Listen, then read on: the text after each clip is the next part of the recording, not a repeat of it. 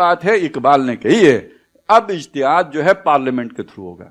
اچھا جب ہم یہ بات کہتے ہیں تو ذہن میں جو بات فوری طور پہ آتی ہے, ذرا تصور کا گھوڑا زیادہ نہ دوڑے, جہاز زیادہ دور تک نہ اڑے, کمرے ہی میں گھومے, تو پھر یہ نظر آتا ہے کہ اس کا مطلب ہے کہ اجتہاد شیخ رشید صاحب کریں گے, پھر نظر آتا ہے کہ اعتزاز حسن اجتہاد کریں گے, پھر نظر یہ آتا ہے کہ جناب یہ جو مراد سعید اجتہاد کریں گے. تو بندہ کہتا ہے یار اس مولوی کو اللہ دی پناہ, ٹھیک ہے نا, یہ لا کے پھر ان کے تھلے لگاتے ہیں.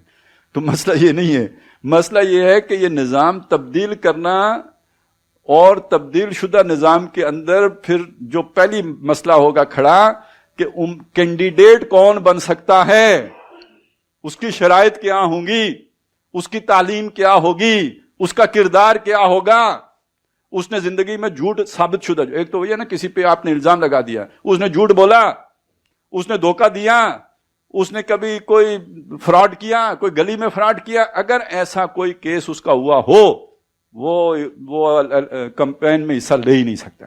لیا بھی ہو بعد میں بھی ثابت ہو جائے, وہ جو ہے نا نائل ہو جائے. یہ یورپ میں بھی ہوتے ہیں, امریکہ میں بھی ہوتے ہیں.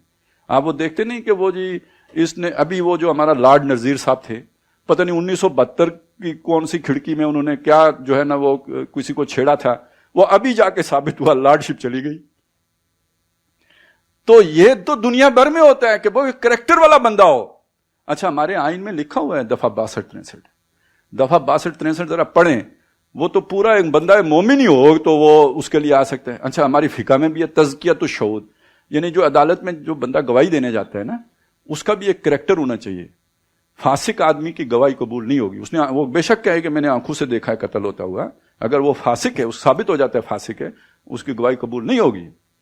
تو اگر گواہی کے لیے اتنی ٹف قسم کی شرائط ہیں, تو ریپریزنٹیشن کی شرائط تو اس سے بھی زیادہ سخت رکھی جا سکتی ہیں. تو اس میں کتنی بڑی چھانٹی ہو جائے گی. تو آج نظام موجود ہے آپ کے پاس, ارادہ موجود نہیں ہے, وہ تبلیغی جماعت والوں والا ارادہ وہ موجود نہیں ہے, جس کی وجہ سے پھر اس نظام کے اندر سے چور راستے نکالے جاتے ہیں. اس میں پھر یہ رکھ دیا جاتا ہے کہ ہاں دفعہ 62-63 پہ پورا اترے, مگر اعتراض وہ کرے گا جو خود اس کا مقابلہ کر رہا ہو. یعنی میں جا کے اعتراض نہیں کر سکتا, مجھے آپ کی چوری کا پتہ ہے لیکن میں جا کے اعتراض نہیں کر سکتا. اعتراض کون کرے گا؟ جو اس کے مقابلے میں کھڑا ہے. وہ کیوں کرے گا؟ کیونکہ وہ بھی تو اسی کی قبیلے کا ہے نا, وہ بھی تو چور ہے نا. وہ کرے گا تو یہ اس کے خلاف کرے گا, دونوں فارغ, نہ یہ بھوکا بچے گا نہ وہ بھوکا بچے گا. تو لہذا میں تمہیں ملا کہوں, تو مجھے حاجی کہو, تو یہ دونوں کا چل. لیکن جب پبلک میں آئیں گے تو ایک دوسرے کو بتائیں گے چور ہیں, اپنے بارے میں بے داغ ماضی. اب یہاں سے ایک نیا فراڈ شروع ہوتا ہے, یا یہ کہہ لیں طوفان بدتمیزی, کہ مجموع میں کھڑے ہو کے دوسروں کی غیبت کی جاتی ہے. اگر آپ نے وہ والا نظام بنا لیا ہو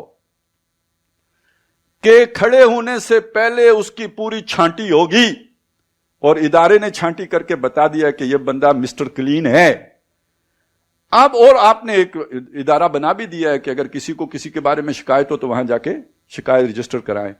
اب اگر کوئی مجمع میں کھڑا ہو کہ کسی کے بارے میں ایسی بات کرے گا تو پھر اسے پکڑو, پھر اسے سزا دو. تم نے کسی دوسرے مسلمان بھائی کے بارے میں اس طرح کی باتیں کیوں کی ہیں؟ تو یہ جو الیکشن میں سارا گند ہے, اس کا سبب اصل میں ذہنیت کا گندا ہونا ہے.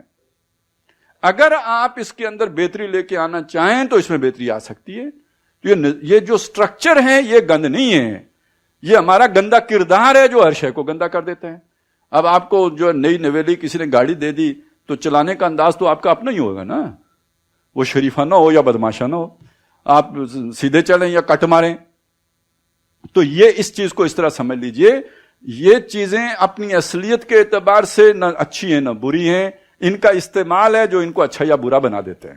جیسے موبائل ہے تو اس کا استعمال ہے, آپ اس پہ چاہیں تو جو ہے تلاوت سنیں, چاہیں درس قرآن سنیں, چاہیں نیک اچھی باتیں سنیں, چاہیں تو فلمیں دیکھیں, گانے سنیں, جھوٹ بکیں, جو کچھ بھی کریں, لوگوں کے خلاف پروپیگنڈے کریں, دونوں آپ کے پاس. یہ زبان اللہ نے دی ہے تو چاہیں اس سے آپ تلاوت کریں, چاہیں اس سے غیبت کریں, آپ کا یہ آنکھیں دی ہیں, چاہیں خیانت کریں, چاہیں وہ دیکھیں جو آپ جو پسندیدہ ہے. تو ہر آلہ جو ہے وہ فی نفس ہی نہ خیر ہے نہ شر ہے, اس کا استعمال ہے جو اسے خیر یا شر بنا دیتا ہے. اسی طرح یہ اسٹیٹ کرافٹ کا معاملہ بھی ہے. اور اس میں اصول کیا ہے؟ لا تقدموا بین یدی اللہ و رسولہ، اللہ اور رسول سے آگے نہیں بڑھنا ہے. یعنی تم قانون سازی کر سکتے ہو، اپنی ضرورت کے مطابق کر سکتے ہو، لیکن کوئی ایسا قانون نہیں بنا سکتے کہ جو کسی اللہ کے قانون کے ساتھ ٹکراتا ہو.